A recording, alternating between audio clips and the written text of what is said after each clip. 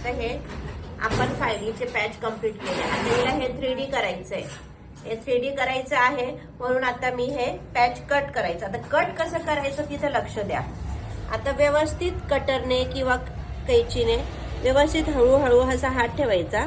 हळूहळू एकदम असं छान फिनिशिंग मध्ये कट करायचंय. हे बघा आता ही वन साइड झाली.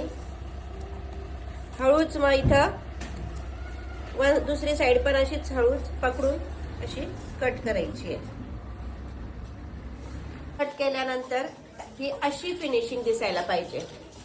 दिसते का ही फिनिशिंग? असं व्यवस्थित त्याचे हे सगळं दिसायला पाहिजे. हे बघ आता परत अजून एक कट करून दाखवते. इथं बघा सेम तसंच कट करायचे. आता हे कट झाल्यानंतर जे थोडंफार जे राहिलेलं असतं ना त्याला हे असं करायचंय. मग ते कट केल्यानंतर आपलं शोल्डर गननी किंवा आपलं हे अगरबत्तीने जाळून घ्यायचंय म्हणजे ती फिनिशिंग अजून छान दिसेल. ठीक आहे. अशाच प्रकारे हे सगळे पॅच तुम्हाला कट करायचे.